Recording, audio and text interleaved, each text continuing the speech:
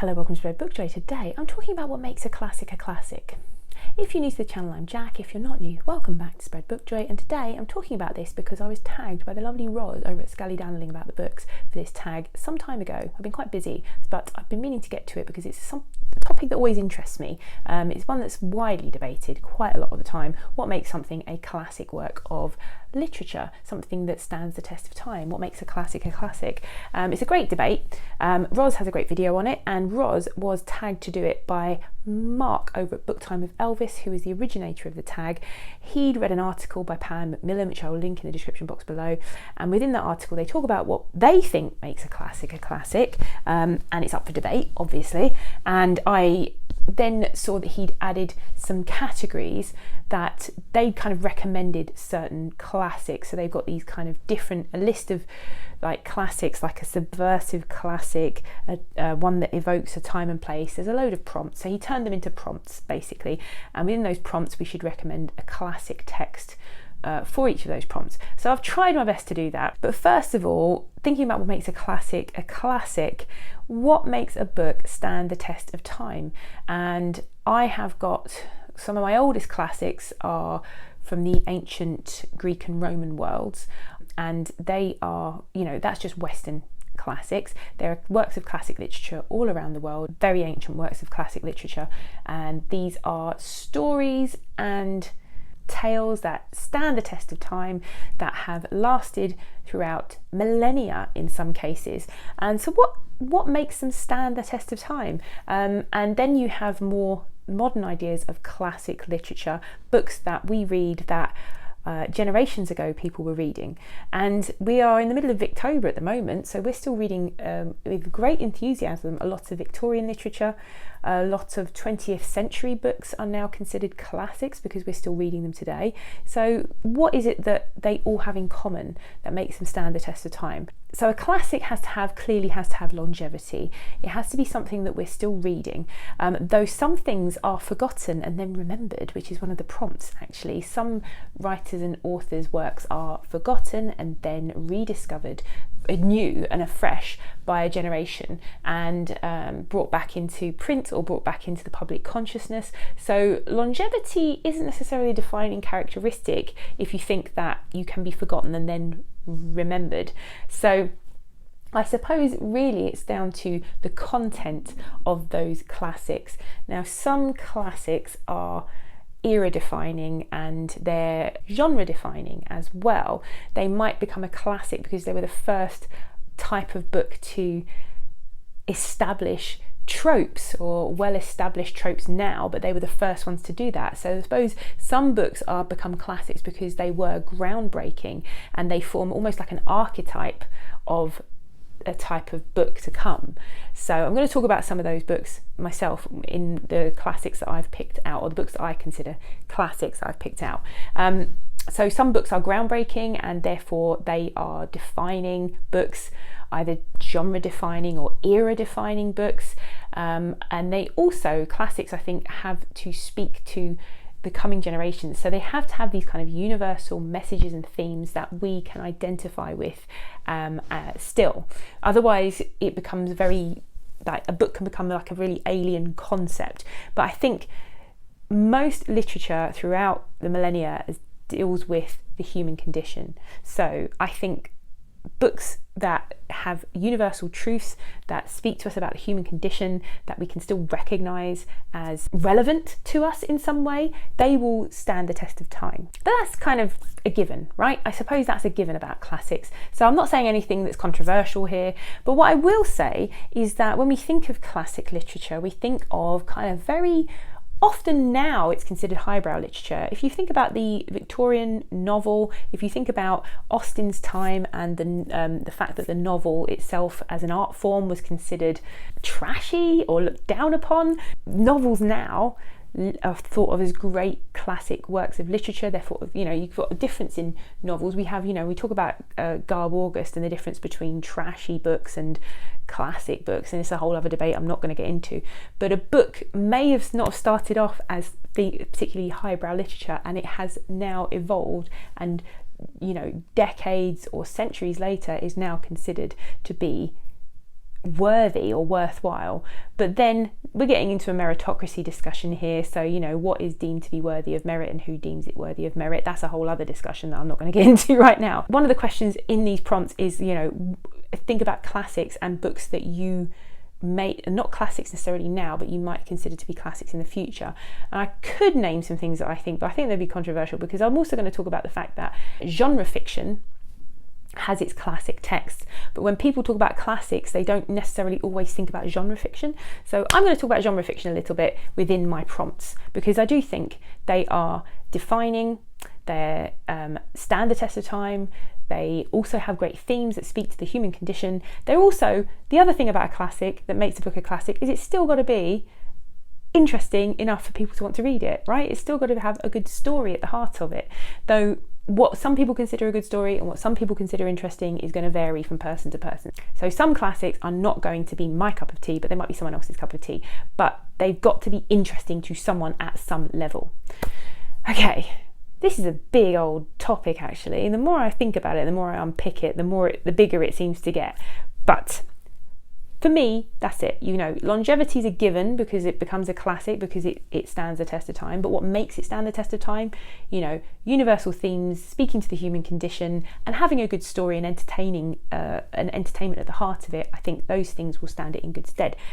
Other things that stand it in good stead, possibly being the archetype for a particular genre, so it might be groundbreaking and experimental in some way, and then set up a whole genre or subgenre of books.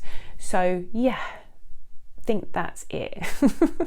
So on to the prompts. The first prompt is the one with the gripping plot and universal themes, and I've gone with The Tenant of Wildfell Hall by Anne Bronte. I'm going to do a review of it. Hopefully it's out by the time this video goes out, but if not, I'm going to put it out soon. But this book, I couldn't put it down. Talking about a gripping plot, it is a real page turner.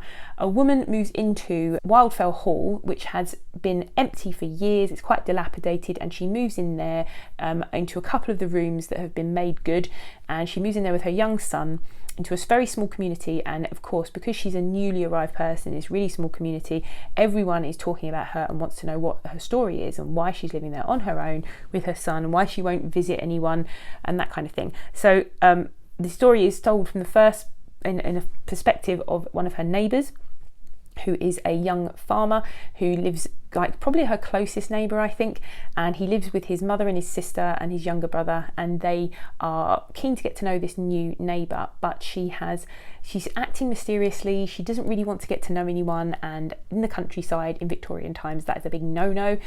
She doesn't go to church. Scandal. So everyone's trying to wonder about this woman, and gossip abounds about this woman, and then we find out things from her perspective. The universal themes that are explored in this book are really ones that are still going on today. The sort of disparity between the genders, sexism, you know, the inequality that women face, and particularly back in Victorian times, the fact that their needs were not considered before the needs of men. So this is a really great book, lots and lots of gender commentary by Anne Bronte, and just a fantastic exploration of the differences between the sexes in Victorian England.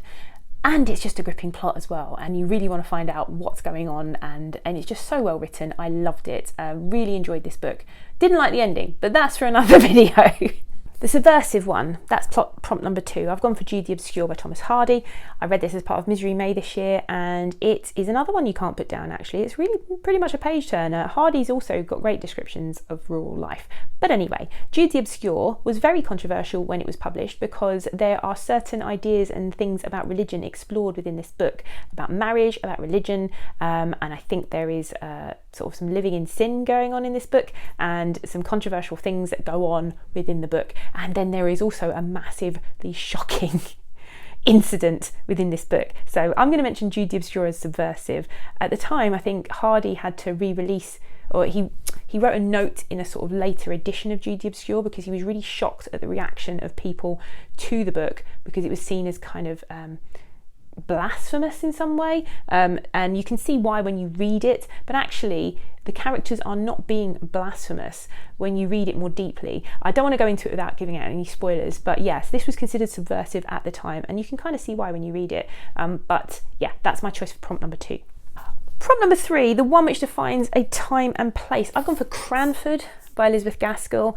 Love this, read this a couple of years ago. Cranford is her sort of, it's not really a novel, it was serialized in Charles Dickens' magazine, and it's kind of, at the time, painting a sort of portrait of life in a village, a rural village, at a time in the Victorian society when that kind of life was disappearing with the rise of the Industrial Revolution, and it was kind of almost a nostalgic look even then at a time of more village, rural, country life.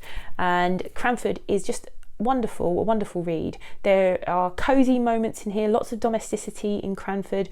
There are lots of women, single women living in this village. So there's kind of, you know, this whole exploration of these kind of, they're not quite the poorest rung of society, but they're the very bottom of the middle classes. So they're not rich people, but they're very proud people. And yeah, it's a really real snapshot that Elizabeth Gaskell captured of a time that by the time she's writing about it was almost nostalgic. So yeah, I'm going for Cranford by Elizabeth Gaskell for that one. Now, complex and groundbreaking one is the next prompt. I've got two things actually, which I think not necessarily complex, but definitely groundbreaking. And actually, one of them could have gone for the subversive one, and that is A Clockwork Orange by Anthony Burgess. I think this book is very subversive and very groundbreaking because of the way that it's written and the themes that within it. If you've never read A Clockwork Orange, it's kind of written in this futuristic slang, and when you start to read it, at first it doesn't seem to make any sense, but as you read the book and you read further, the slang words start to like make sense in your head, and you start to understand what they're saying. And yeah, it's really clever the way it's done. I read it when I was in my 19 or 20, and I never kind of forgot it. The film was very controversial when it was released, and it's really full of quite a lot of violent, graphic scenes, but it's all really about what happens to this delinquent teenager who sort of leads a gang of really quite violent and shocking delinquents in this not too distant future, and then they try to rehabilitate him with an experiment. And yeah, so it's really graphic but very groundbreaking at the time, and I think it's an excellent book. I couldn't think of anything complex because a lot of the things that people like that are complex and groundbreaking, the Pan Macmillan mentioned Virginia Woolf. I am not a fan of Virginia Woolf. I've not read any Virginia Woolf, and someone's going to say, oh, you should read this. I'm not into streams of consciousness, so I don't think I'm ever going to read any Woolf or enjoy it. I read some James Joyce, I didn't like it. Streams of consciousness is just a big no-no for me. However, so I couldn't think of anything really complex, but something that was groundbreaking and that I do love is The Moonstone by Wilkie Collins. And the reason it's groundbreaking is it is the original detective novel. It's almost as well the original locked room mystery, I suppose. But yeah, it introduces it's like a country house, there's a mystery, there's a detective, and it is a defining book, a genre defining book. So when I was talking earlier about books that define a genre, this is one of them. And yeah, so groundbreaking in that sense.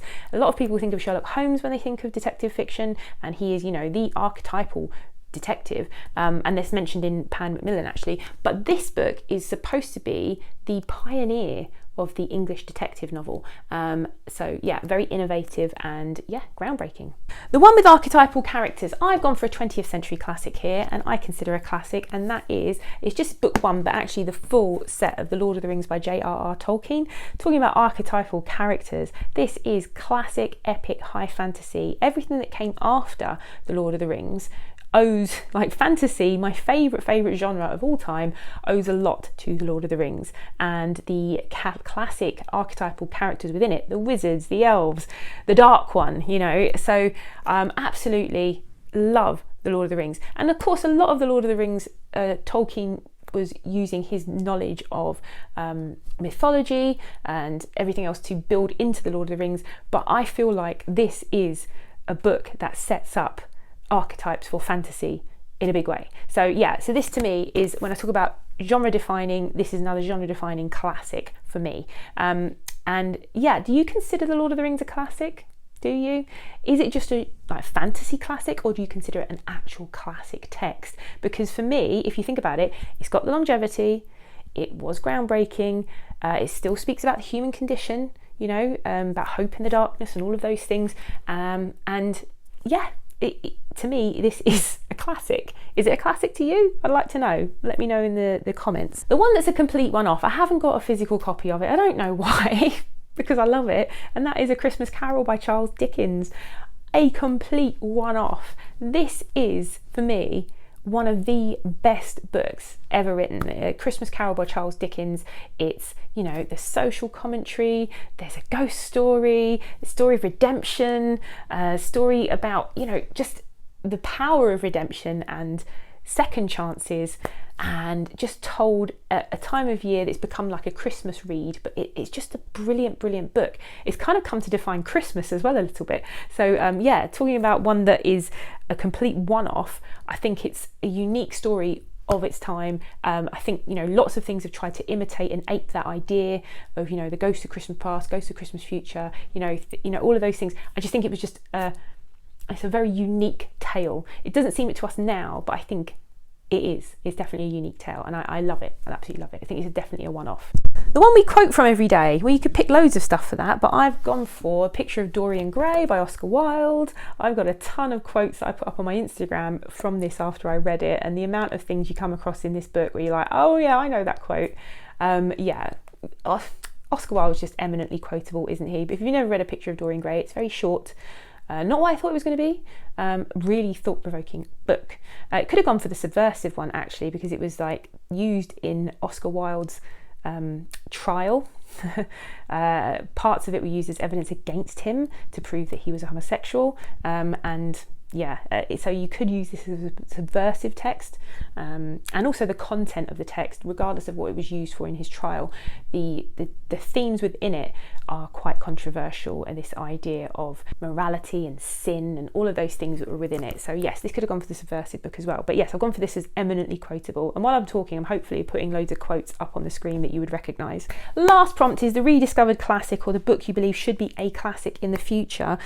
I didn't know what to do for this one. Rediscovered classics. I'm not someone who reads enough classic literature to go, oh, I've read all this obscure classic literature. But for me, I did think of something that, for me, it's probably not a rediscovered classic, but it's a recently discovered classic author that I only know because of BookTube, and I'm glad I found, and that is James Baldwin, 20th century classic author, and I think one that's becoming more and more prominently well known because of BookTube. James Baldwin's If Beale Street Could Talk is a book that I read last year and absolutely loved it, and it's a story of two teenagers who fall in love in, I think it's 70s Harlem, but it's just beautifully written. His work is becoming more and more popular here on BookTube, and I wouldn't have known of his work but for BookTube. So for me, this is a rediscovered classic author. Anyway, I'm going to stop there. Lots to talk about in this chat. I hope I haven't said anything too controversial, but I'm always open for like people's opinions on what makes a classic, and yeah, let's get into it in the comments below. So if you like this tag, maybe consider doing it yourself. I should tag some people in it, but everybody that was on this BookTube outing with Roz that was with me, there's about 20 other BookTubers got tagged, so I don't know who has done this or who hasn't done it. If you feel like doing it, maybe give it a go, and hopefully I'll see you again here soon. Bye.